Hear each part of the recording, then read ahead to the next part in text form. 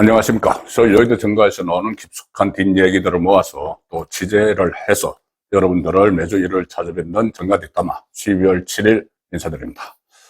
자, 민주당 이재명 정권이 지금 뭔가 심각한 자책골을 터뜨리고 있습니다. 아마 조급정, 이재명 정권의 조급정이 불러들인 결과인데 윤석열 전 대통령 재판 이야기입니다. 지기현 판사에게 그냥 맡기면 무죄가 나올 가능성이 배제를 할 수 없는 상황이죠.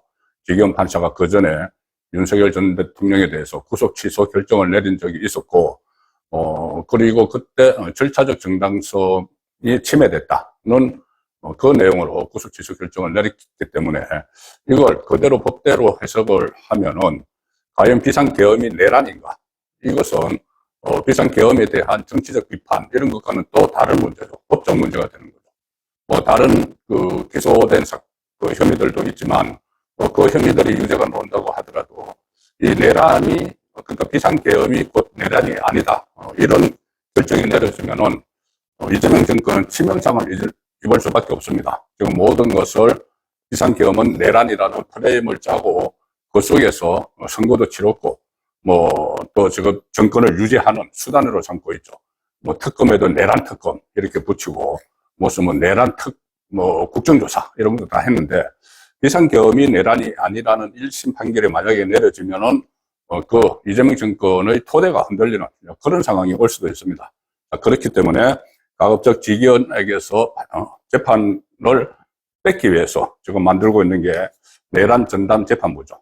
그전에는 내란 특별재판부 이렇게 했는데 특별재판부라는 명칭을 전담으로 바꾼 것은 그때 특별재판부가 거기에 이제 입법부도 판사들을 추천하는 거기에 개입을 하게 돼 있는 것이 특별재판부 법안이었는데 너무 이것은 위헌성이 크다. 입법부가 사법부의 독립을 침해하는 그런 상황이 되는 거죠. 그래서 슬쩍 바꿔서 이번에는 전담재판부라고 하면서 국회 대신 법무부가 들어가도록 해놨습니다. 자, 그런데 그 역시 위헌성이 크다.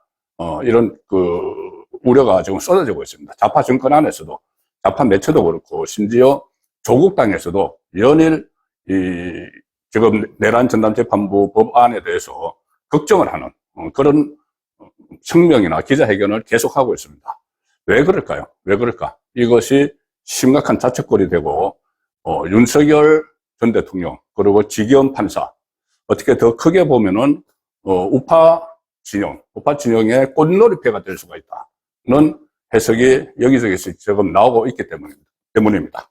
좌파 법조인들도 그런 걱정을 지금 하고 있는 상황이어서 내용이 어떻게 되는지 제가 핵심적인 부분을 설명을 드리도록 하겠습니다. 첫 번째 말씀을 드릴 것은 그제 전국 법원장 회의가 있었죠. 거기서 이례적으로 입장문을 내서 이것을 강하게 비판을 했습니다. 내란 전담재판부뿐이 아니고 법왜곡죄. 제가 지금 내란 전담재판부라고 말씀드리는 건 민주당 법안 명칭이 그렇기 때문에 내란이라는 거를 저도 붙일 수밖에 없습니다. 법안 명칭이 내란 전담재판부이기 때문에. 자, 그런데 이 판사들은 법원장 회의의 입장문을 보면은 내란 전담재판부라는 표현을 안 씁니다. 이렇게 씁니다. 비상계엄 전담재판부 설치법안. 비상계엄 전담재판부 설치법안. 그러니까 아직 이 비상계엄이 내란이라는 법원의 입장은 안 나온 거죠. 판결은 안 나온 거죠. 그래서 비상계엄 전담재판부라는 표현을 쓰면서 이것하고 법왜곡죄는 위헌성이 많이 있어서 재판 지연을 비롯해서 혼란이 우려된다. 이렇게 입장문을 냈습니다. 전국의 법원장 43명이 모여서. 그리고 관련 사안이라는 것은 윤석열 전 대통령을 비롯해서 계엄 관련자들이죠. 관련 사건은 선고가 예정돼 있다. 그래서 그러니까 기존 법원의 선고가 예정돼 있다는 것이죠. 한덕수 1월 21일, 윤석열 전 대통령 2월 중순 이렇게 선고가 예정이 돼 있기 때문에 국민들께서는 사법부를 믿고 재판 결과를 지켜봐 달라 이렇게 호소를 했습니다. 전담재판부 만들면 안 된다. 그것은 위헌성이 있다는 취지죠. 자, 지금 지기현 판사는 내년 1월 5일 그리고 7일 9일 세 번 이렇게 재판 일정을 잡아놨습니다. 윤석열 전 대통령에 대한 재판. 그래서 그때 재판을 마무리하겠다. 그 이야기를 했고, 그러면 1월 중순 이전에 검찰의 구형이 나오죠. 윤석열 전 대통령에 대해서 구형이 나오고, 선고가 2월 중순으로 예상이 됩니다. 보통 뭐 구형 나오고 한 달 정도 판결문 쏘고 그렇게 하면은 2월 중순이 되고, 특히 2월 중순에는 법관 인사가 있어가지고 지기현 판사가 이동을 합니다. 이동이 예정되어 있습니다. 그래서 그 전에 선고를 하겠다는 것이고, 그 사이에 1월 중순 이전에 검찰 구형이 나오고 2월 중순에 1심 선고가 나오는 그 사이에 1월 18일이 윤석열 전 대통령에 대한 구속기간 만료가 됩니다. 1심까지, 1심이 6개월 이내에 안 나오면은, 구속한 지 6개월 이내에 안 나오면은 석방을 해야 되죠. 그래서 1월 18일 날 석방될 가능성도 큽니다. 그리고, 물론 다른 혐의를 기소한 재판부가, 가령 이적죄를 심리하는 재판부나 이런 데서 추가로 구속 연장을 할 수도 있는 그 변수는 있지만은, 그런 변수가 발생하지 않는다면은 1월 18일 석방되는 것이죠. 그래서, 석방 여부하고는 별개로 이제 2월 중순에 무죄가 나오면은 이재명 정권은 그대로 크게 흔들릴 수밖에 없는 상황이죠. 내란 프레임이 지금 깨지기 때문에. 그러면은, 이것이 전체적으로 정권이 흔들리면서 또 내년 2월에 법관 인사가 나고 나면은 이재명 재판 재개 여론이 확 올라갈 수도 있고, 실제로 재판을 재개하는 판사가 나올 수도 있습니다. 그렇게 되면은 6월 지방선거, 그리고 국회의원 재보선에서 좌파 정권은 크게 흔들리게 되겠죠. 그래서, 이것을 이제 막기 위해서 그런 가능성을 완전히 차단하기 위해서 이런저런 조치들을 취하고 있는데, 가령 예를 들어서, 한덕수 전 총리에 대해서 소위 말하는 내란 혐의를 가지고 지금 15년 징역형을 구형을 했죠. 그리고 이것이 특검에서 구형을 했는데, 이것이 1월 21일 오후 2시에 1심 선고가 나옵니다. 1심 선고가 나오는 것이 1월 21일, 그러니까는 윤석열 전 대통령보다 먼저 선고를 하겠다는 거죠. 그래서 이 법조계와 정가 일각에서는 이것이 이진관 판사, 지금 굉장히 친정권적인 그런 성향을 막 드러내보는 판사죠. 그때 김용현 변호인들과 충돌을 했던 그 판사가 이 사건을, 한덕수 사건을 윤석열 전 대통령보다 먼저 선고를 하는 이 일정을 잡은 것이, 여기서 한덕수에 대해서 유죄를 선고를 하면은 내란 우두머리 혐의를 받고 있는 윤석열 전 대통령도 유죄를 하지 않을 수 없다. 이런 판단 하에서 이 재판 날짜를 잡았다. 이런 분석까지 나오고 있습니다. 어쨌든 그 판결도 일단 영향을 미치겠지만은, 그 판결과 관련 없이 또 지기현 판사가 무죄를 내릴 수 있기 때문에 지금 이 가능성을 차단하기 위해서 하고 있는 것이 바로 내란 전담 재판부를 설치하는 거죠. 이거 벌써 법사위 통과시켜 놓고, 이게 그전에는 이 내란 전담 재판부를 좀 뒤로 감춰놨다가 추경호 전 원내대표에 대한 구속영장이 기각되면서 법원에서 기각을 했기 때문에 법원의 움직임이 예사롭지 않다. 진짜 윤석열 전 대통령에 대해서 무죄가 나올 수도 있다. 그 판단을 해서 이걸 다시 꺼냈습니다. 그래서 법사위 통과시켜놨고 9일 본회의 통과를 시키겠다고 하는 거죠. 화요일, 다음 주 화요일, 곧 모레입니다. 그리고 이 법안에는 지금 현재 심리가 진행 중인 사건도 다 가져가는 그 조항이 포함이 되어 있습니다. 비상계엄 전담 재판부가 더 정확한 용어겠죠. 본인들의 이 법안 명칭과는 상관없이. 그리고 그런데 이 비상계엄 전담 재판부, 이것이 윤석열 전 대통령 그리고 지기현 판사에게는 아주 훌륭한 꽃놀이패가 될 수 있다는 분석이 지금 어제 오늘 계속 쏟아지고 있습니다. 한겨레나 오마이뉴스 같은 좌파 매체에서도 이걸 막 걱정하는 기사들을 내보내고 있고, 심지어 조국당까지도 이거 이렇게 내란 전담 재판부, 소위 말하는 내란 전담 재판부를 만들게 되면은 윤석열 전 대통령이 석방이 되고, 이게 재판이 무기한 끌어버릴 수 있다. 그런 우려를 계속 내놓으면서 이재명이 정청래에게 잘못하면 큰일 난다는 메시지를 전달을 했다는 이야기들도 지금 정가에서 나오고 있습니다. 우상호 정무수석이 오늘 이렇게 이야기를 했습니다. 무슨 취임 6개월 성과 토론회인가 그거 하면서 우상호 정무수석이, 용산 정무수석이, 당과 대통령실은 내란 재판부의 위헌 요소를 최소화 수준으로 하는 그 선에서 추진 중이다. 추진한다는 데 공감대가 형성되어 있다. 이렇게 이야기했습니다. 위헌이 있다는 것은 다 인정을 하죠. 그러니까 이재명 정권도 인정을 하는데 그걸 최소화한다. 거기에 공감대가 형성되어 있다. 위헌이면 위헌이지. 위헌 최소화는 또 뭐냐? 또 무슨 꼼수냐? 이런 말이 나올 수가 있는 것이죠. 지금 상황이 어떻게 되어 있냐면은, 만약에 소위 말하는 내란 전담 재판부를 만든다고 하면은 피고인 격인 윤석열 전 대통령이 지기현 판사를 통해서 위헌 법률 심판 제청을 하게 됩니다. 그리고 피고인이 요구하지 않아도 재판장인 지기현 판사가 위헌 법률 심판 제청을 하겠죠. 그러면 이것이 헌재가 인용할 가능성이 상당히 높다. 왜냐하면은 헌법재판관들도 지금 좌편향된 판사들, 판사 출신들을 데려다 놨다고 하지만은 그 사람들도 판사 출신입니다. 그런데 기존 재판부의 판결권을 완전히 침해하는, 이걸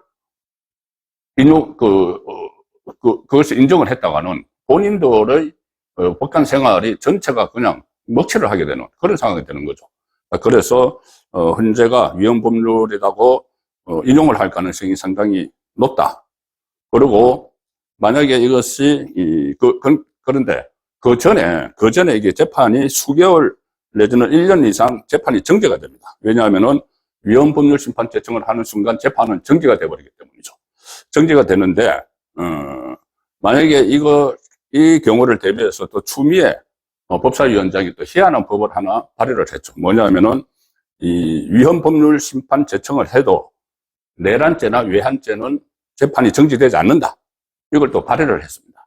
근데 이것을 이제 통과시키게 되면은 엄청난 또 역풍이 불겠죠. 어떻게 이거 하나하나 다 찾아다니면서 이렇게 그 다수당의 힘이 있다고 해서 다 바꿔놓느냐.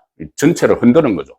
그리고 그런 민심의 역풍 외에도 만약에 이 위헌 법률 심판 제청을 해서 재판 정지가 안 되도록 억지로 만들어놔도 다른 수단들이 많습니다. 이 재판을 정지시켜놓은 윤석열 전 대통령하고 지기현 판사에게, 가령 윤석열 전 대통령 쪽에서는 헌법소원 심판 청구를 할 수가 있습니다. 헌법소원 심판 청구를 하면은 이게 또 장기간 걸리고 이거 재판이 중지가 되죠. 그리고 지기현 판사와 법원 입장에서는 권한쟁의 심판 청구를 또 하게 됩니다. 권한쟁의 심판 청구를 하면은 이것도 역시 재판이 정지가 되고 또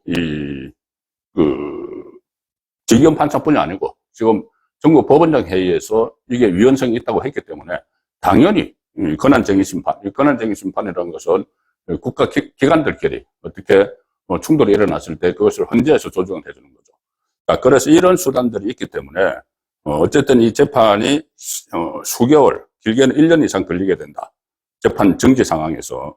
그리고 이것을 만약에 헌재에서 이 위헌 법률 심판 제청을 인용을 하게 되면은, 오래 걸려서 인용을 하게 되면은 이 재판이 그냥 취소가 되어버립니다. 그래서 이게 그동안 끌어왔던 재판이 이게 원점으로 돌아가 버리는 그런 상황이 또 될 수가 있는 거죠. 그리고 그 사이에 1월 18일이 지나면서 윤석열 전 대통령은 석방이 될 수가 있습니다. 석방될 가능성이 상당히 높아지죠. 그러면 윤석열 전 대통령이 석방이 된 상태에서 재판이 1년 이상 또 걸게 되면은 그 사이에 민심이 어떻게 변할지 모르고 또 그 지방선거에도 상당히 이제 악영향을 미치는 그런 결과가 나오는 것이죠. 그래서 완전히 일종의 자책골을 넣고 있다는 분석이 여기저기서 쏟아지고 있는 상황입니다. 그리고 또 하나 중요한 것이 지금 좌파 진영에서도 걱정을 하는 것이 뭐냐면은 내란 전담 재판부, 내란 전담 이 법안이 통과된다고 하더라도 실제로 이 재판부가 꾸려질 수 있느냐? 이런 우려가 나오고 있습니다. 꾸려지지 않을 수도 있다. 왜냐하면 그러면 대혼란이 또 일어나는 거죠. 법은 통과되는데 이 재판부가 꾸려지지 않으면 왜 그런 가능성이 있는가 하면은 이 전담 재판부 후보 추천위원회가 있는데, 그 재판 판사들을 추천하는 추천위원회가 있는데, 그 추천권자가 3개의 기관입니다. 지금 법안에 따르면은. 첫 번째는 헌재 사무처장, 그 다음에 법무부 장관, 각급 법원 판사회의, 여기서 3명씩 이렇게 하게 됩니다. 그래서 9명이 구성이 되는데, 헌재 사무처장, 헌재도 과연 여기에 대해서, 선뜻, 물론 나중에 인용을 한다고 하더라도, 이 법안의 위헌성에 대해서. 그런데, 그러니까 위헌법률심판제청을 거부를 한다고 하더라도, 이게 과연 추천까지 이 헌재에서 판사들이 추천에 적극적으로 나설 것이냐. 그 판사 출신들이. 그리고 법무부 장관, 정성호 같으면 당연히 이재명 쪽의 입장에서 하겠지만은 지금 전체 법무부에서 의견을 다 수렴하고 추천을 하고 해야지 진행이 되는 거죠. 그런데 정성호는 뭐 친명 7인이니까 뭐 하려고 하지만 여기에 가령 이준수 법무부 차관 같은 경우는 얼마 전에 그런 이야기를 했습니다. 이거 위헌성이 있다. 법무부 차관이 이야기를 했습니다. 위헌성이 있고 해서 그 종합적인 검토가 필요하다. 이렇게까지 이야기를 했습니다. 그런데 그럼 법무부에서 과연 판사를 추천할 것이냐. 그리고 또, 한쪽이 법원 판사회의가 있죠. 법원 판사회에서는 당연히 지금 법원 행정처에서 반대 입장을 냈기 때문에 법원 판사회의에서, 이거를 후보를 추천하겠느냐. 그러니까 법안이 통과되더라도 실제로 재판부가 꾸려질 가능성이 굉장히 낮아진다는 겁니다.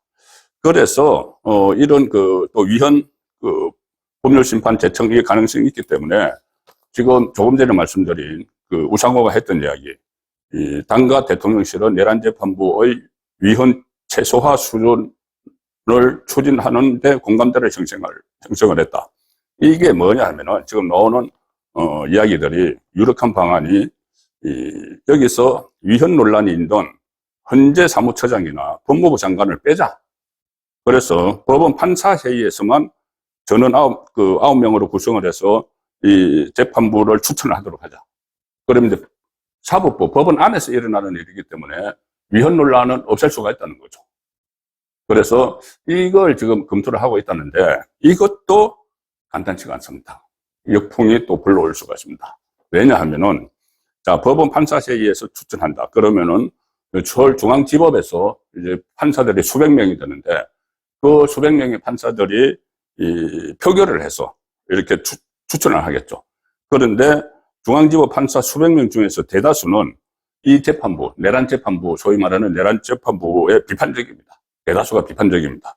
그래서 판사회의를 열어서, 서울중앙지법 판사회의를 열어서 추천할 인물을 추천을 해야 되는데, 이게 여기 비판적인 판사들이 그 회의에 출석을 하지 않으면은 가반수가 안 되죠. 가반수가 안 되면은 이 전담재판부 추천위원회 구성이 무력화되는 겁니다. 아예 추천을 할 수가 없는 거죠. 그래서 이래저래 지금 완전히 이재명 정권은 딜레마에 빠졌고, 윤석열 전 대통령과 이 지경 판사는 사용할 카드가 많죠. 그래서 꽃놀이패를 이쪽에서는 지었고, 여기는 대악수를 뒀다. 자, 그런 비판들이 어제 오늘 좌파 진영에서도 쏟아지고 있기 때문에 결국은 이것을 포기를 하면은 지기현 판사의 판결이 나오는 쪽으로 원점으로 다시 돌아갈 가능성이 많다. 자, 이런 분석이 여의도 증가에서도 지금 핵심적인 이슈로 바닥에 퍼지고 있습니다. 어떤 상황이든 간에 지금 이재명 정권이 시도하는 내란몰이가 최대의 난간에 지금 봉착을 하는 상황이고, 이 상황은 전체 우파 진영에서는 상당히 이 전국 흐름을 반전시킬 수 있는, 이재명의 독주를 좀 차단할 수 있는 지방선거가 다가오고 있기 때문에, 그리고 더구나 내년 초 되면은 이재명이 재판되게 법관 인사 이후에 그것도 하나의 핵심 이슈로 부각이 될 수밖에 없습니다. 그래서 이래저래 연초에는 큰 상황 변화가 일어날 가능성이 있다. 그렇게 정리해 드리겠습니다. 네, 정가 뒷담화였습니다.